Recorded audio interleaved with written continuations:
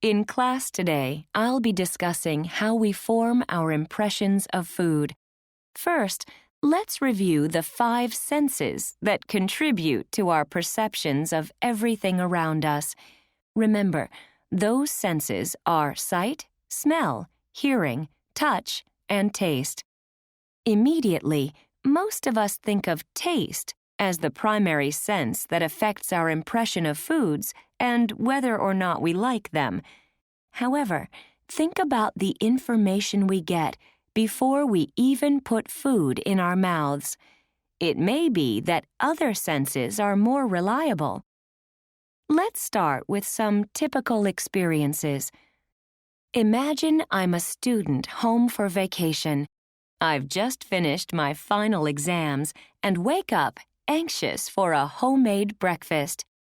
Probably while I'm lying in bed, I smell the coffee. The smell actually helps me get out of bed. Perhaps I heard my father grinding the coffee beans first. I assume the coffee will be better than the instant coffee I make in my dorm room.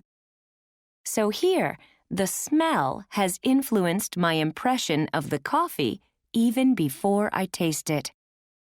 Do you think you can form a negative impression of a food from hearing its name?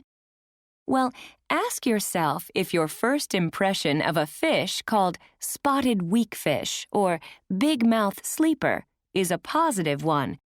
They do not sound very appetizing, do they?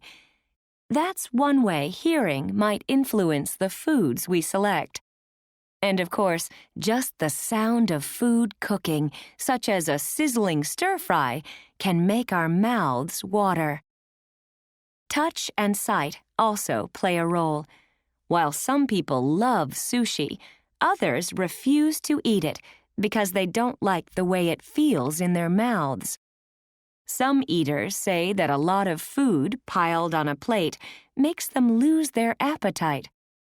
Others may be suspicious of a bowl of meat covered with a sauce they are not familiar with.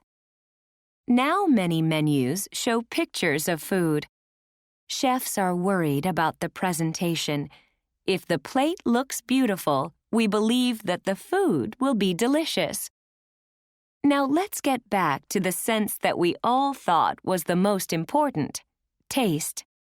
You can see that many other senses have come into play before we actually taste the food.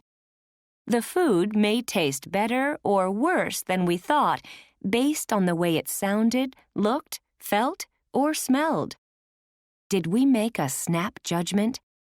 So maybe taste is not the most important sense in creating our first impressions. It just confirms them. And of course, taste may influence our future choices. We may decide we love Thai food because it is spicy, or we hate English food because it isn't. I'll end with an interesting example. The durian, an Asian fruit, has a sharp, pointy exterior and an awful smell. However, many are able to get past their first impressions and enjoy the taste of this unusual fruit.